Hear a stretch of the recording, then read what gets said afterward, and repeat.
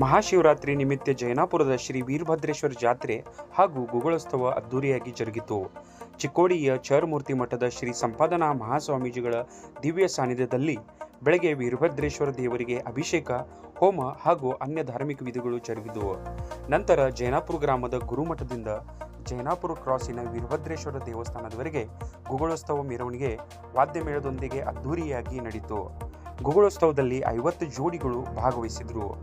ಈ ಸಂದರ್ಭದಲ್ಲಿ ಭಕ್ತರಿಗಾಗಿ ಮಹಾಪ್ರಸಾದದ ವ್ಯವಸ್ಥೆ ಮಾಡಲಾಗಿತ್ತು. ಸಾಮಾನ್ಯವಾಗಿ ವೈಯಕ್ತಿಕ ಗುಗಳೋತ್ಸವ ಮಾಡಲಿಕ್ಕೆ ಬಹಳಷ್ಟು ಖರ್ಚು ಬರುತ್ತೆ. ಹಾಗಾಗಿ ಜನರ ಅನುಕೂಲಕ್ಕಾಗಿ ಕಡಿಮೆ ಖರ್ಚಿನಲ್ಲಿ ಜೈನಾಪುರದಲ್ಲಿ ಈ ಗುಗಳೋತ್ಸವವನ್ನು ಆಯೋಜಿಸಲಾಗುತ್ತದೆ. ಈ ಸಂದರ್ಭದಲ್ಲಿ ಶಿವಗೌಡ ಪಾಟೀಲ್, ಮಲಗೌಡ ಸೋಲ್ವನ್ನವರ್, ಪ್ರಕಾಶ್ ಟುಪ್ಗೋಳ್, ರಾಯಗೌಡ ಕೆಳಗಿನಮನಿ, ಮಹಾದೇವ್ ಭಾಕರೆ, ಪ್ರಕಾಶ್ ಪಾಟೀಲ್, ರಾಮಗೌಡ ಕರಗಾವೆ, ಅಪ್ಪಣ್ಣ ಗರಗುಡೆ, ಶಿವಗೌಡ ಸೊಲ್ವನ್ನವರ್, ಸತಿಗೌಡ ಕೆಳಗಿನಮನಿ, ರಾಮಗೌಡ ಕೆಳಗಿನಮನಿ, ಮಲ್ಲಪ್ಪ ಮಂಗಾಜ್ ಸೇರಿದಂತೆ ಜೈನಾಪುರ ಗ್ರಾಮದ ಪೂರ್ವಂತರು, ನೂರಾರು ಮಹಿಳೆಯರು ಹಾಗೂ ಭಕ್ತರು ಉಪಸ್ಥಿತರಿದ್ದರು. ಜೈನಾಪುರದ ಶ್ರೀ ವೀರಭದ್ರೇಶ್ವರ ಜಾತ್ರೆಯು ಪ್ರತಿ ವರ್ಷ ಮಹಾಶಿವರಾತ್ರಿಗೆ ಆಚರಿಸ್ತಾ ಬಂದಿರುತ್ತದೆ. ಈ ವರ್ಷವೂ ವಿಜೃಂಭಣೆಯಿಂದ ಆಚರಿಸಲಾಯಿತು ಹಾಗೂ ಪ್ರತಿ ವರ್ಷ ಸಾರ್ವಜನಿಕರ ಅನುಕೂಲಕ್ಕಾಗಿ ವೀರಭದ್ರ ಗುಗ್ಗಳ ಸಲುವಾಗಿ ಪ್ರತಿ ವರ್ಷ ಸಾರ್ವಜನಿಕರಿಗೆ ಒಂದು ಅನುಕೂಲ ಆಗಲತ್ತ ಗುಗ್ಗಳೋತ್ಸವವನ್ನು ಇಟ್ಕೊಂಡಿರ್ತೀವಿ. ನಮ್ಮ ಜೈನಾಪುರ ಅಷ್ಟಲ್ಲದೆ ಬೇರೆ ಊರಿನವರು ಬಂದು ಗುಗ್ಗಳ ತಗೊಂಡು ಅಗ್ನಿ ಸಂತೋಷದಿಂದ ಚಲೋ ಮಾಡೋದ್ರೆ ಅಂತ ಎಲ್ಲರೂ ಹೊಗಳಿ ಹೇಳಿ ಮಾಡಿ ಹೊಂಟಿರ್ತಾರೆ. ಇದೇ ರೀತಿ ಸದಾ ಗುಗ್ಗಳೋತ್ಸವ ಜಾತ್ರೆ ಮಹಾಶಿವರಾತ್ರಿ ನಿಮಿತ್ತ ಮಾಡ್ಕೊಂಡ ಕಮಿಟಿಯವರೆಲ್ಲರೂ ಕೂಡಿ ಈ ವಿಜೃಂಭಣೆಯಿಂದ ಮಾಡಿಕೊಂಡು ಬಂದಿರುತ್ತೇವೆ. ಪ್ರತಿ ವರ್ಷದಂತೆ ಈ ವರ್ಷ ವೀರಭದ್ರ ಜಾತ್ರೆ ಅತಿ ಒಂದು ವಿಜೃಂಭಣೆಯಿಂದ ಜರುಗಿತು. ಒಂದು 50 ಜೋಡಿ ಗುಗ್ಗಳದ ಹಂಚಿದ್ದು ಎಲ್ಲ ಬೇರೆಯವರು ಪೌರತಿಗರು ಬಂದು ಚೆನ್ನಾಗಿ ಎಲ್ಲ ನಡೆಸಿಕೊಟ್ಟಕ್ಕೆ ಧನ್ಯವಾದಗಳು. ಈ ಒಂದು ಶಿವರಾತ್ರಿ ನಿಮಿತ್ತವಾಗಿ ಪ್ರತಿ ವರ್ಷದಂತೆ ಈ ನಮ್ಮ ವೀರಭದ್ರೇಶ್ವರ ಜಾತ್ರೆ ನಿಮಿತ್ತವಾಗಿ ಸಾಮೂಹಿಕ ಗುಗ್ಗಳೋತ್ಸವ ಏನು ಕಾರ್ಯಕ್ರಮ ಇದೆ, ಇದು ಪ್ರತಿ ವರ್ಷಕ್ಕೆ ಹೆಚ್ಚಾಗ್ತಾ ಹೋಗ್ತಾ ಇದೆ. ನಮ್ಮ ಸುತ್ತಮುತ್ತಿನ ಎಲ್ಲ ಗ್ರಾಮಸ್ಥರು ಕೂಡ ಈ ಒಂದು ಗುಗ್ಗಳೋತ್ಸವದಲ್ಲಿ ಭಾಗವಹಿಸಿ ತಾವೆಲ್ಲರೂ ಈ ಒಂದು ಗುಗ್ಗಳು ತೆಗೆಯುವಂಥ ಕಾರ್ಯಕ್ರಮ ತಾವೆಲ್ಲರೂ ಬಂದು ಇಲ್ಲೆಲ್ಲ ಮಾಡ್ತಾ ಇದ್ದಾರೆ. ಅವರೆಲ್ಲರೂ ಹೆಚ್ಚಿನ ಸಂಖ್ಯೆಯಲ್ಲಿ ಪ್ರತಿ ವರ್ಷಕ್ಕೆ ನಮ್ಮದು ಇದು ಗುಗ್ಗಳೋತ್ಸವ ಹೆಚ್ಚಾಗ್ತಾ ಇದೆ. ಅದೇ ರೀತಿ ಆ ಜನರಿಗೂ ಕೂಡ ಒಂದು ತುಂಬ ಒಳ್ಳೆಯ ಕಾರ್ಯಕ್ರಮ ಆಗಿದೆ. ಇದು ಎಲ್ಲರೂ ವೈಯಕ್ತಿಕ ಪ್ರತಿ ಒಂದೊಂದು ಮನೆಗೊಬ್ಬರ ಗುಗ್ಗಳ ತೆಗೆಯೋದು ನಮ್ಮ ಸಮಾಜದಲ್ಲಿ ಒಂದು ಇದಾಗಿದೆ. ಪ್ರತಿ ಒಬ್ಬೊಬ್ಬರ ಗುಗ್ಗಳ ಮನೆಗೆ ದೊಡ್ಡ ಇದು ಕಾರ್ಯಕ್ರಮ ಮಾಡಬೇಕಾದ್ರೆ ತುಂಬ ಖರ್ಚು ಜಾಸ್ತಿ ಆಗ್ತದೆ. ಖರ್ಚು ಜಾಸ್ತಿ ಆಗೋದ್ರಿಂದ ಜನರಿಗೆ ಒಂದು ಅನುಕೂಲ ಇಲ್ಲ ಆಗ್ತದೆ ಆ ಟೈಮ್ದಾಗ. ಮತ್ತು ಎಷ್ಟೇ ಖರ್ಚು ಮಾಡಿದ್ರು ಇಂಥ ದೊಡ್ಡ ಕಾರ್ಯಕ್ರಮ ಆಗೋಲಾಗ್ತತ್ತು. ಇದು ಎಲ್ಲರೂ ಸಾಮೂಹಿಕ ಮಾಡೋದ್ರಿಂದ ಖರ್ಚು ಕಡಿಮೆ ಆಗ್ತಾ ಇದೆ. ಒಂದು ಸಾಮೂಹಿಕದಿಂದ ಎಲ್ಲರೂ ತುಂಬ ಜನ ಕೂಡಿ ಒಂದು ದೊಡ್ಡ ಕಾರ್ಯಕ್ರಮದಲ್ಲಿ ಒಂದು ದೊಡ್ಡ ಮೊತ್ತದಲ್ಲಿ ಒಂದು ಗುಗ್ಗಳೋತ್ಸವ ನಡೀತಾ ಇದೆ. ಅದಕ್ಕೆ ಎಲ್ಲರೂ ಕೂಡ ಈ ಗುಗ್ಗಳದಲ್ಲೇ ನಮ್ಮ ಗ್ರಾಮ ಈಗ ಒಂದು 50 ಹಂಚು ಗುಗ್ಗಳು ಇಲ್ಲಿ ನಮಗೆ 50 ಗುಗ್ಗಳು ತೆಗೆಯೋದು ಇವತ್ತಿನ ಕಾರ್ಯಕ್ರಮದಲ್ಲಿ 150 ಮಟ್ಟ ಹಂಚು ನಾವು ಇಲ್ಲಿ ಇವತ್ತಿನ ದಿವಸ ಒಂದು ಗುಗ್ಗಳೋತ್ಸವ ಕಾರ್ಯಕ್ರಮದಲ್ಲಿ ಮಾಡಿದ್ದೀವಿ. ಎಲ್ಲರೂ ಕೂಡ ಇದು ನಮ್ಮದು ಗುರುಮಠದಿಂದ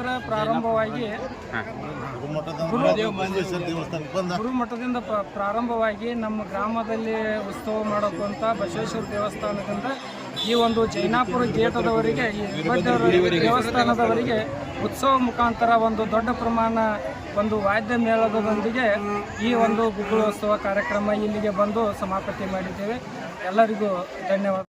ಪ್ರತಿ ವರ್ಷದಂತೆ ಈ ವರ್ಷವೂ ಜೈನಾಪುರ ಗ್ರಾಮದ ಶ್ರೀ ವೀರಭದ್ರೇಶ್ವರ ಜಾತ್ರೆಯು ಅತಿ ವಿಜೃಂಭಣೆಯಿಂದ ಪ್ರಾರಂಭವಾಗಿ ವಿಜೃಂಭಣೆಯಿಂದ ಎಲ್ಲರೂ ಪ್ರಸಾದ ಸ್ವೀಕರಿಸಿ. ಇದಕ್ಕೆಲ್ಲ ಕಾರಣ ಅಂದ್ರೆ ನಮ್ಮ ಟ್ರಸ್ಟ್ ಚೇರ್ಮನ್ ಏನಾದರು ಅವರ ಹುಡುಗರು ಇರ್ತಾರೋ ಹಿರಿಯರು ಇರ್ತಾರೋ ಅಂದ್ರೆ ನಮ್ಮ ಹುಡುಗರು ಏನು ತಪ್ಪು ಮಾಡಿದ್ವಿ ಮೂಪ ಏನು ಮಾಡ್ಕೊಂಡು ಸರಿಪಡಿಸ್ಕೊಂಡು ಹೊಂಟಿದಾರೋ ಅವ್ರಿಗೂ ನಾ ಚೇರ್ಮನ್ಗೆ ಧನ್ಯವಾದ ತಿಳಿಸ್ತೀನಿ.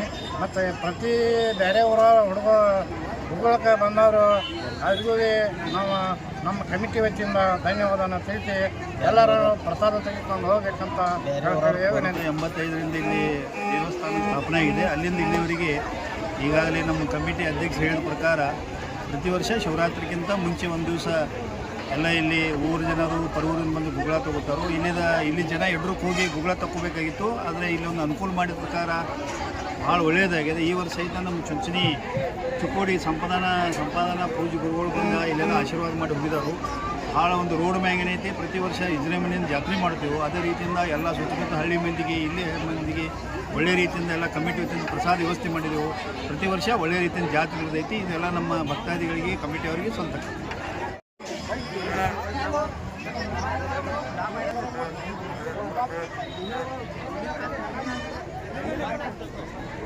ನಂಬರ್ ಐತಿಲ್ಲ ಕಳಿಸ್ರಿ.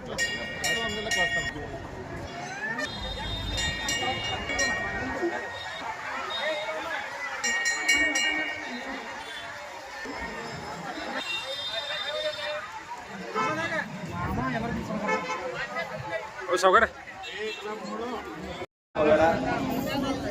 ಇನ್ನೊಂದು ಹೇಳ್ತಾರೆ ಲಿಂಗ ಕಟ್ಕೊರಾರ ಮತ್ತು ಜನಾರ್ ಕಟ್ಕೊರಾರ ಇಬ್ಬರಲ್ಲಿ ಗುಗ್ಗಳ ಐತಿ. ಮತ್ತು ಹಂಗ 108 ವರ್ಷ ಬರ್ತಾವೆಲ್ಲ ಹಂಗೆ ಹೇಳ್ಕೊತಾವೆ. ಗುಗ್ಗಳ ಅಂದ್ರೆ ನಮ್ಮ ಮನೆತನದ ಪದ್ಧತಿಗಳನ್ನ ಅನುಸರಿಸಿಕೊಂಡು ಅವನ್ನೆಲ್ಲವನ್ನ ಕಲಿತುಕೊಂಡು ನಾ ಇನ್ನೊಬ್ಬರಿಗೆ ಕಲಿಸುವಂತ ಆಗ್ಯಾನ ಅನ್ನೋದಕ್ಕೆ ಗುಗ್ಗಳ ಅಂತ ಬರೀತಾರೆ. ಅದಕ್ಕೆ ಇಲ್ಲೇ ಮಠ ಈ ಲಿಂಗಾಯತರವ್ರ ಬೇಕಾದ್ರೆ ಜನಿವಾರ ಕಟ್ಕೋರವ್ರ ಲಿಂಗದ ಬದಲಿ ಇವರು ಸಾಕಷ್ಟು ನಮ್ಮ ಪುರೋಹಿತರು ಹೇಳ್ಯಾರ, ಅಲ್ಲೂ ಹೇಳ್ಯಾರ. ಅದಕ್ಕ ಲಿಂಗಾನ ಯಾವಾಗಿಂದ ನಮಗ ಕಟ್ಟಾಕ ಪ್ರಯತ್ನ ಮಾಡ್ತಾರೋ ಹಿಂದಿನ ಪದ್ಧತಿ ಯಾವಾಗಿಂದ ಬಂದೈತಿ ಅಂದ್ರ ಈಗ ನಾವು ಸಣ್ಣ ಕುಬಸ ದೊಡ್ಡ ಕುಬಸ ಅಂತೇವು. ಇನ್ನು ಕಡೆ ಬೇರೆ ಬೇರೆ ಅಂತಾರ ಕಾವು ಕುಬಸ ಇದೇನಂತಾರ. ಅಲ್ಲಿಗೆ ಲಿಂಗ ಧಾರಣ ಚಾಲು ಆಗಿರ್ತಾವ. ನಮ್ಮ ಭಾರತೀಯ ಸಂಪ್ರದಾಯ ಪ್ರಕಾರ ನಾವು ಇವತ್ತೇನು ಸನಾತನ ಧರ್ಮ ಅಂತೇವು ಒಟ್ಟಾರೆ ಈ ನಮ್ಮ ಭಾಗದ ಪದ್ಧತಿ. ಅಲ್ಲಿ ಸಣ್ಣ ಕುಬಸಾಗೂ ಸಹಿತ ಲಿಂಗ ಧಾರಣ ಆಗಿರ್ತೈತಿ, ದೊಡ್ಡ ಕುಬಸಲಾಗೂ ಲಿಂಗ ಧಾರಣ ಆಗಿರ್ತೈತಿ. ಮುಂದ ಕೂಸ ಹುಟ್ಟಿದ 5 ದಿವಸಿಗೆ ಲಿಂಗ ಧಾರಣ ಆಗಿರ್ತೈತಿ. ಆ ಲಿಂಗ ಧಾರಣ ಮಾಡಿರ್ತಾವ ಗುರುಗಳನ್ನ ಕರ್ಕೊಂಡು ಬಂದು. ಈಗ ಗುರುಗಳು ಮರಿತಾರ ಲಿಂಗ ಧಾರಣ ಮಾಡ್ತದ. ಅದಕ್ಕ ಇವತ್ತಿನಿಂದಲೇ ಯಾರು ಗುಗ್ಗಳ ಕಟ್ಟುವ ನಿಮಿತ್ತವಾಗಿ ಯಾರ ಮುಂದ್ಗಡಿ ಕಟ್ಕೊಂಡಿರಲ್ಲ ಎಲ್ಲಾರ್ಗು ಈಗ ನಮ್ಮ ಲಿಂಗ ಕೊಡ್ತಾರ. ಈಗ ಮುಂದೆ ನೀವು ದಿವಸ ಒಂದು ಟೈಮ್ನಾಗ ಲಿಂಗ ಪೂಜೆ ಮಾಡ್ಕೊಂತ ಹೋಗ್ಬೇಕು. ಇದು ನಮ್ಮ ಪದ್ಧತಿ. ಇದು ನಮ್ಮ ಪುರೋಹಿತರು ಹೊಡೆದಾಗಿ ಹೇಳಿ ಸಾಕಷ್ಟು ಲಾಸ್ಟ್ ಬಂದ ನಾವು ಲಿಂಗ ಕದಾಗೋದೈತಿ ಕೈಯಾಗ ಕೊಟ್ಟ ಇಂಥ ಸಂಸ್ಕಾರ ಮಾಡ್ತಾರ ನೋಡಿ. ಈಗ ನಮ್ಮ ಭಕ್ತಿಯ ಭಾವನೆಯನ್ನ ಅಥವಾ ದೇವರ ಲೀಲೆಗಳನ್ನ ಬಂದಾರ ನಮ್ಮ ಪುರೋಹಿತ ಅದನ್ನು ತೋರಿಸ್ತಾರ ನೋಡ್ರಿ. ಆಮೇಲೆ ಸಮಾಧಿಯನ್ನು ಸಮಾಪ್ತಿ ಮಾಡುವುದು. ಬಳಿಕ ಈ ಲಿಂಗವು ಬಳಿಕ ಆ ಲಿಂಗವನ್ನು ದಿನನಿತ್ಯ ನಾವು ಪೂಜಿಸದೇ ಇದ್ದಲ್ಲಿ ಅದು ಓಟುಗಳೆನಿಸಿಕೊಳ್ಳುವುದು. ಆದ್ದರಿಂದ ನಾವು ತೀರಿಕೊಂಡಾಗ ನಮ್ಮ ಸಂಗಡ ಬರುವುದು ಅಲ್ಲದೆ ಎರಡನೇ ಜೀವದಂತಿರುವ ಈ ಶರೀರವು ಕೂಡ ನಮ್ಮ ಸಂಗಡ ಬರುವುದಿಲ್ಲ.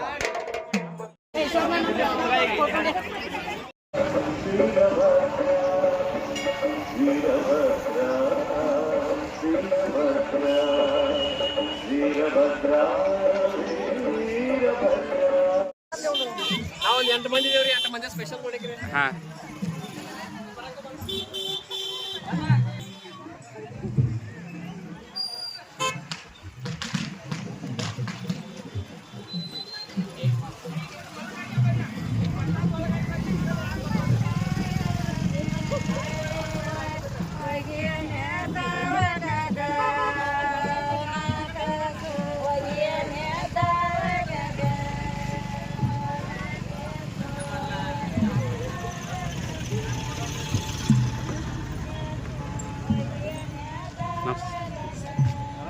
ಆರಾಮ್ ಸರ್.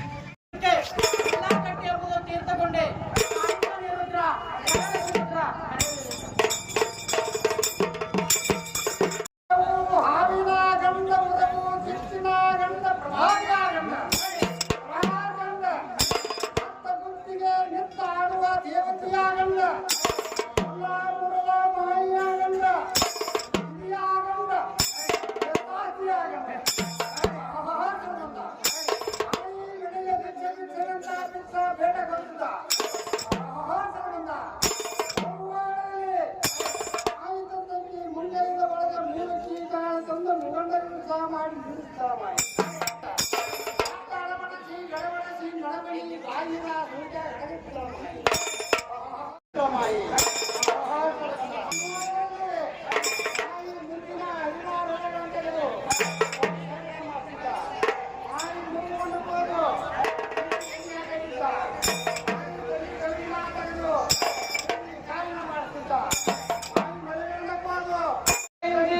ಪದ್ಮರಾಮಠ ರಂಗಿ ಪದ್ಮರಾಮಠ ತಾನಾಗತ್ತಿದ್ದ ಜಾತಿ ಕೃಪಾದಕ ಹೆಣ್ಣ ಸುಟ್ಟ ಕೊಲಬೇಕಂದ ಆವತ್ತಿನ ಹೋಮಕ ಯಾರ್ಯಾರು ಹೋದ್ರಂದ್ರ ಪರಮೇಶ್ವರ ಪರಮಾತ್ಮ ಮಲ್ಲಿಕಾರ್ಜುನ ದುರ್ಗಪ್ಪ ವಿಶ್ವೇಶ್ವರ ಇರ್ಪಜ್ಜವರ ಹನುಮಜ್ಜವರ ಸತ್ಯನಾರಾಯಣ ಶೇಷನಾರಾಯಣ ಸೂರ್ಯನಾರಾಯಣ ಹರಾಜನಂತ ಹೋಗ್ತಾರೆ ಮತ್ತೆ ಹೋದ್ರಂದ್ರ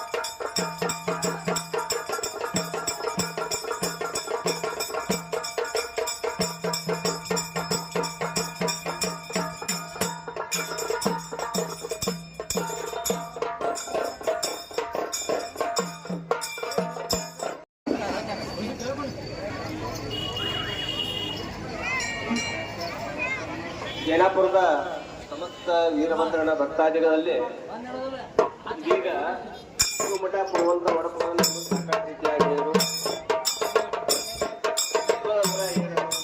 ಲಿಂಗಂದ್ರ ಏನು ಶಸ್ತ್ರ ಯಾಕೆ ಭಕ್ತಿಯ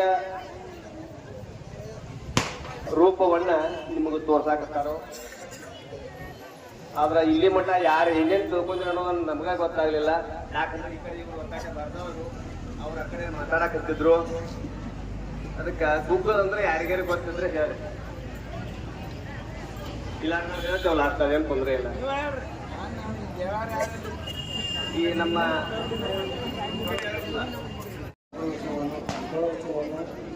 ಊರಿನ ಪ್ರಮುಖರು ಹಾಗೂ ಎಲ್ಲ ಭಕ್ತಾದಿಗಳು ಎಲ್ಲ ಹೇಳಿಕೊಂಡು ಇವತ್ತಿನ ದಿವಸ ಸಾಮೂಹಿಕ ಮುಖೋತ್ಸವವನ್ನು ನಿರ್ಮಿಸಿದೆ. ಈ ಮುಖೋತ್ಸವವು ಪ್ರತಿ ವರ್ಷವೂ ನಡೆಯುತ್ತಿದ್ದು ಈ ಮುಖೋತ್ಸವ ಸಮಾರಂಭದಲ್ಲಿ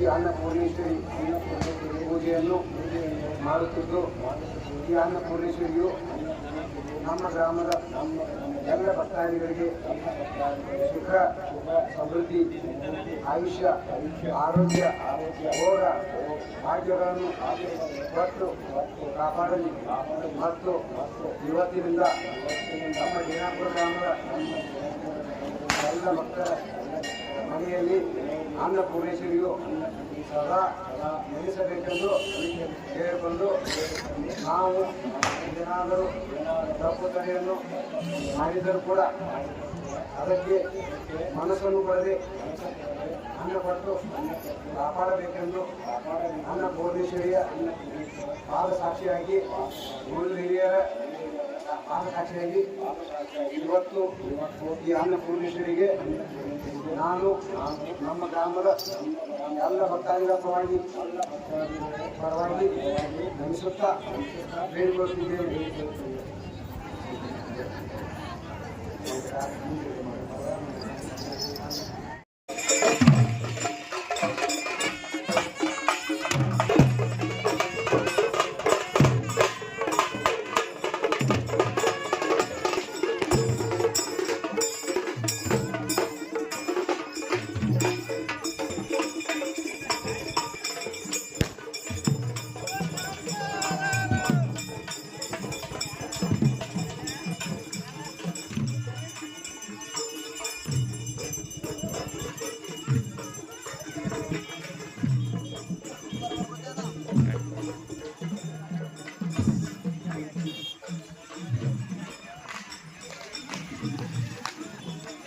ಆರಾಮ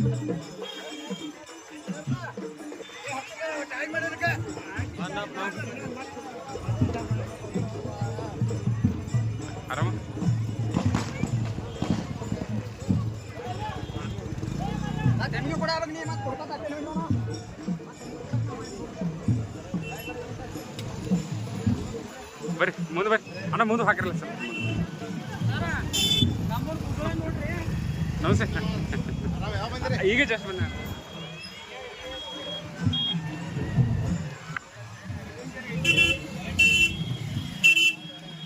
ನಮಸ್ತೆ ಈಗ ಓ ಬಂದಿರಿ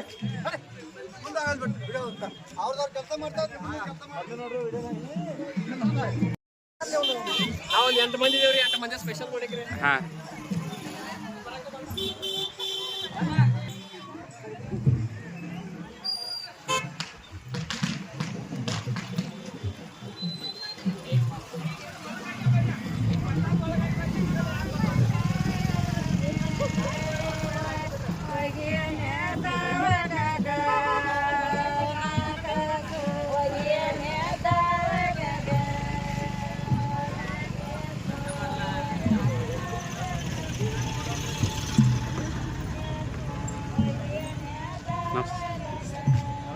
ಆರಾಮ್ ಸರ್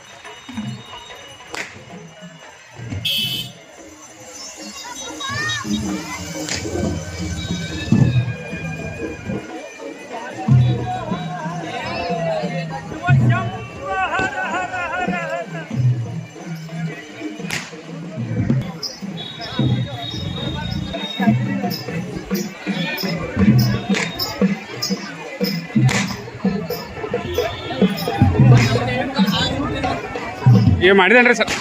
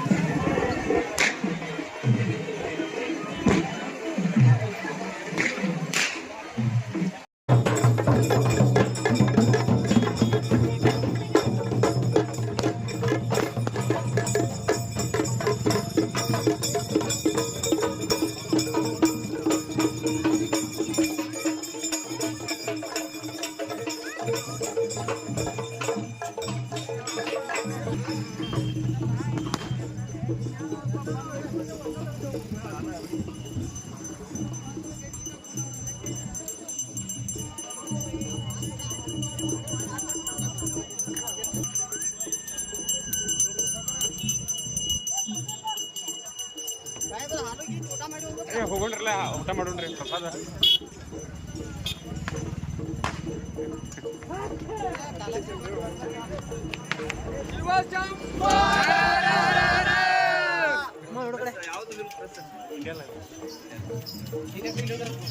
ಅಲ್ಲಿ ಕಲ್ಗೊಂಡು ಪಡ್ಲತ್ತ ಗುಗ್ಗು ಅಂದ್ರೆ ಏನು ಕೇಳ ಚಿಕ್ಕಡಿಗೆ ಬಂದಿದ್ರೆ ಇಲ್ಲ ಮಾದೇವ್ರು ಬಂದಿಲ್ಲ ನಾವು ನುಡ್ಸಾಗ ಸಾಮೂಹಿಕ ಗುಗ್ಗ ಮಾಡಿದ್ವು ಅದು ನಾನು ಬರ್ರಿ ಬರ್ರಿ ಬರ್ರಿ ಬರ್ರಿ ನೀವು ರನ್ನಿಂಗ್ ಬರ್ರಿ ನೋಡ್ಬೇಡ್ರಿ ಯಥಾ ಪ್ರಕಾರ ನೀವು ಬರೋಂಗ್ ಬರ್ರಿ ನಾರ್ಮಲ್ ಬರ್ರಿ ಸರ್ ನಮ್ಮ ತೋರಿ ಎಣ್ಣೆ ಮೊದಲು ಬರ್ಬೇಕು ಅಣ್ಣ ನಿಂದು ಕೇರಿ ಪುರಂತ ಬಂದ್ರೆ ಅವ್ರನ್ನ ಕೇಳಿದ್ರೆ ಅವ್ರನ್ನ ಹೇಳ್ತಾರೆ ಹಾಂ ಹೇಳಿ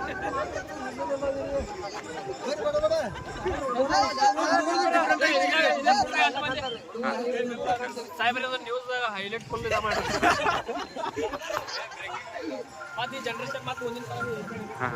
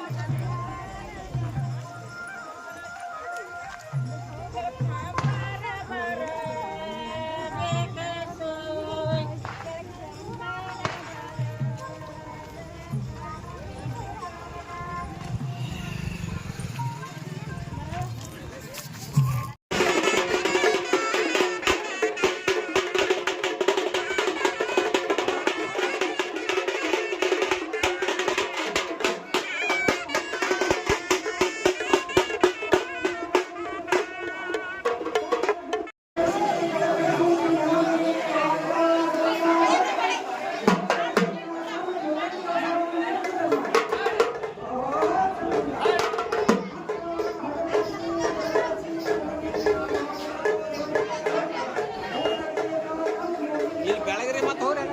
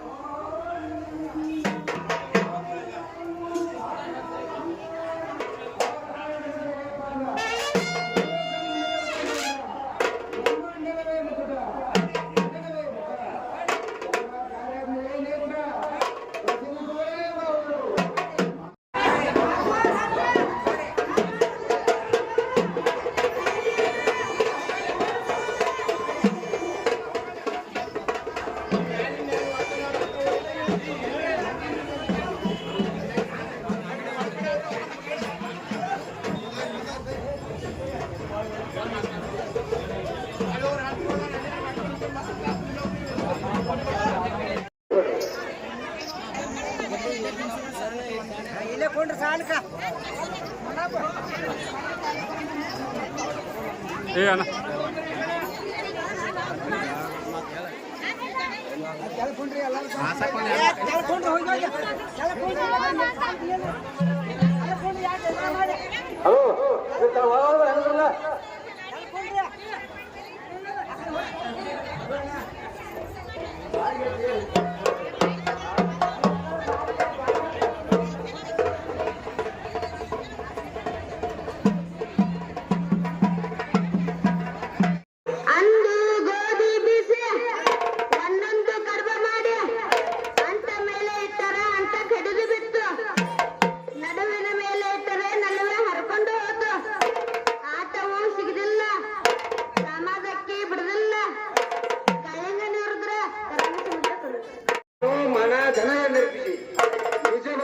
ಗುರುಗಳವನ್ನಾಡುವ ವಿಜ್ಞಾನ ವೀರ ಸೇವರು ತಾವು ಕೇಳಿದೀಗ ಯಾರು ಶರಣ ಧರ್ಮವನ್ನೆರೆದೆ ನಾನು ಶರಣ ತಾನು ಶರಣದವರು ಅವರ ಮುಖ ನೋಡಲಾಗದು. ಅದೇನು ಕಾರಣವೆಂದರೆ ತಾವು ಶರಣರಾದರೆ ತಮ್ಮ ಚಿತ್ತಿನ ಕೊನೆಯಲ್ಲಿ ಮುಸುಕಿದ ಕತ್ತಲೆಯನ್ನು ಕಳೆಯಬೇಕು, ಅಷ್ಟಮದಂಗಳನ್ನೆರೆಯಬೇಕು, ನಿತ್ಯ ನಿತ್ಯ ಸತ್ಯ ತತ್ವದ ವಿಚಾರ ತಿಳಿಯಬೇಕು. ನಡೆಯಲಿ ಸರಿಯಾಗಿ ಹೊರಗು ತಕ್ಕದಂತೆ ಮಾತಿನಲ್ಲಿ ಶುದ್ಧರು, ಮನದಲ್ಲಿ ನಿಜಗಳು, ಆದೀನರು. ಕಷ್ಟದಂತೆ ನಾವು ಲಿಂಗಾಯತ ಧರ್ಮದಲ್ಲಿ ಜನಿಸಿ ಆ ಗುರುಗಳಿಂದ ಪಾದ ಪೂಜೆಯನ್ನು ಮಾಡಿ ಅವರಿಗೆ ಫಲ ಪುಷ್ಪಾದಿ ನೈವೇದ್ಯಗಳನ್ನು ನೀಡಿ ಅದೇ ಗುರುಗಳಿಂದ ಆ ಲಿಂಗ ದೀಕ್ಷೆಯನ್ನು ಪಡೆದುಕೊಳ್ಳುವಾಗ ಅದೇ ಗುರುಗಳು ನಮ್ಮ ಬೋಧನೆಯನ್ನು ಮಾಡಿರುತ್ತಾರೆ. ಅವು ಯಾವುವೆಂದರೆ ಗುರು ಕೊಟ್ಟ ಲಿಂಗವನ್ನು ನೀವು ತಪ್ಪದೆ ಪೂಜಿಸಬೇಕು. ಇದಲ್ಲದೆ ಭಾಗಿಯಾಗಬೇಕವರಿಗೆ ಮಾಡಬೇಕು. ಇದಲ್ಲದೆ ದೇವರಂತೆ ಬಿಟ್ಟು ಆ ಗುರುವಿನ ಬೋಧನೆಯನ್ನು ಬಿಟ್ಟು ಈ ಗುರುಪಟ್ಟ ಲಿಂಗವನ್ನು ನಾವು ಮನೆಯ ಪೂಜಕ್ಕೆ ತೆಗೆದು ಹಾಕಿದರೆ ಹೇಗೆಂದರೆ ಅದು ಏಕೆಂದರೆ ಈ ಲಿಂಗವು ನಮ್ಮ ಜೀವನದಲ್ಲಿ ಪೂರ್ಣವಾಗಿ ನಾವು ಹುಟ್ಟಿದ 5 ದಿವಸಕ್ಕೆ ಅದೇ ಗುರುಗಳು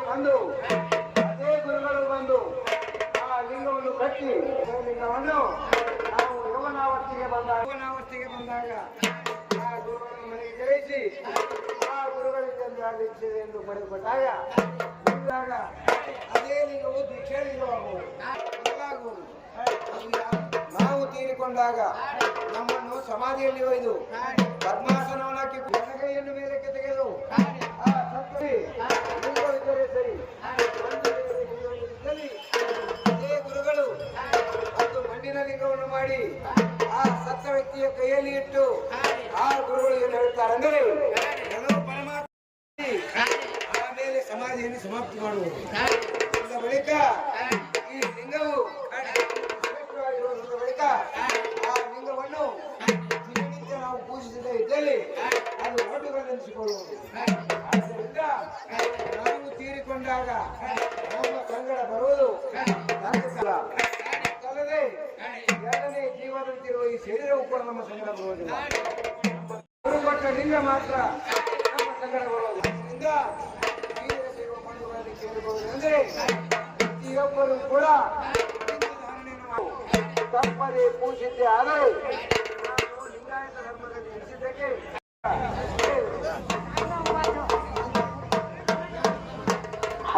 ಕೈತಾಗಾರ ಹೇಳಿದ್ರೆ ಬರ್ಬೇಕಾ ಕೈತಾಗಾರ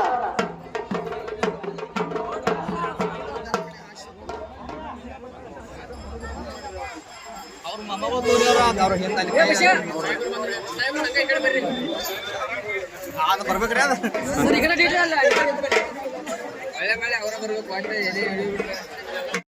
ಬರ್ಬೇಕು.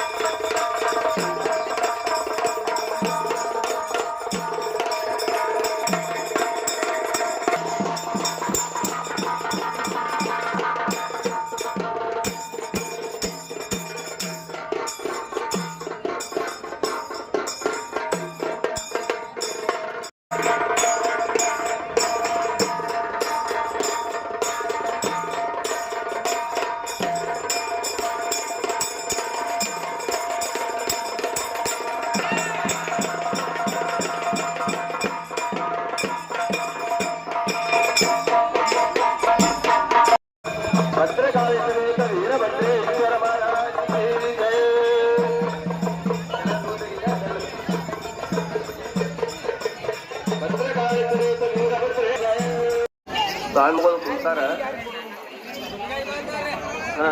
ಸುತ್ತಗಾಯಿಗೆ ನಡ್ರಿ ಸ್ವಾಮಿಗಳು ರೌಂಡ್ ಹಾಕೋದಕ್ಕ ಸುತ್ತಗಾಯಿ ಅಂತಾರ.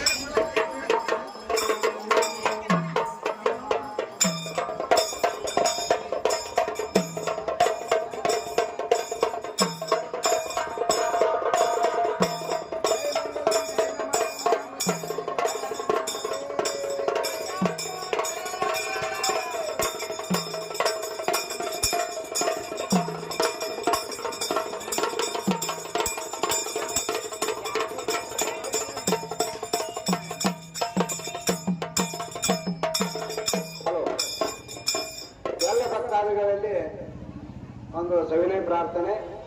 ಇವತ್ತ ಈ ಪೂಜಾ ಮಾಡಿದಾಗ ನಾವು ಇದೇನಾದ್ ಕೇಳ್ಬೋದು. ನೀವು ಇದು ಏನಂದ್ರ ನಾವೆಲ್ಲ ರೈತರು ಕೂಡಿ ಪ್ರತಿ ವರ್ಷ ಪರಿಶ್ರಮ ಪಟ್ಟು ದುಡಿತೇವೆ. ದುಡಿದ ಅನ್ನವನ್ನ ಇಡೀ ಜಗತ್ತಿಗೆ ಕೊಡ್ತೇವೆ. ಅದಕ್ಕಾಗಿ ಅನ್ನ ಯಾವಾಗೂ ಕಡಿಮೆ ಇರಬಾರ್ದು ಅಂತೇಳಿ ಅನ್ನಪೂರ್ಣೇಶ್ವರಿ ಪೂಜೆ, ಅನ್ನಪೂರ್ಣೇಶ್ವರಿಯ ಈ ಒಂದು ಮನಸ್ಸನ್ನು ಸಮಾಧಾನಗೊಳಿಸೋದಕ್ಕೋಸ್ಕರ ಈ ಪೂಜೆಯನ್ನು ಮಾಡಿರ್ತೇವೆ. ಆದ ಕಾರಣ ಈ ಅನ್ನಪೂರ್ಣೇಶ್ವರಿ ಪೂಜೆಯು ವಿಶೇಷವಾಗಿರ್ತದೆ. ಈಗ ನಿಮ್ಮ ಮನಸ್ಸಿನಾಗ ಏನಾದರೂ ಬೇಡಿಕೆಗಳಿದ್ರೆ ಬೇಡ್ಕೊಂಡು ನಮಸ್ಕಾರ ಮಾಡಿ ಎಬ್ಬಿಸ್ಬೋದು. ಎಬ್ಬಿಸಿ ಒಂದ್ ರೌಂಡ್ ಹಾಕೊಂಡು ನಮಸ್ಕಾರ ಮಾಡಿ ಹೋಗ್ಬೋದು. ಅದಕ್ಕೆ ರೀತಿ ಯಾವ ಬೇಡಿಕೆ ಇತ್ತಂದ್ರೆ ಪರಿಹಾರ ಆಗ್ತಾವ. ಅದಕ್ಕಾಗಿ ಅನ್ನಪೂರ್ಣೇಶ್ವರಿ ಪೂಜೆ ವಿಶೇಷ ಇರ್ತೈತಿ. ಅದಕ್ಕೆ ತಾವ್ಯಾರು ಹೆಣ್ಮಕ್ಳು ಗಂಡ್ಮಕ್ಳು ಯಾರೂ ಬಂದ್ ಮಾಡ್ಬೋದು. ನಿಮ್ ಮನಸ್ಸಿನಾಗ ಕುಂದು ಕೊರತೆ ಇರ್ಲಿ ಅಥವಾ ನಿಮ್ ಮನ್ಯಾಗ ಏನ್ರ ಕಾಡೋದಿರ್ಲಿ, ಅದೇನ್ರಿ ಇದ್ರು ಎಲ್ಲಾ ಪರಿಹಾರ ಆಕವು. ಬಂದ ನೀವು ಬೇಡ್ಕೋಬಹುದು. ಮತ್ತ ಟೈಮ್ ಭಾಳ ಇಲ್ಲ, ಯಾರು ಬರೋರು ಲಘು ಲೈನ್ ಹಚ್ಚಿ ಬರ್ಬೇಕು.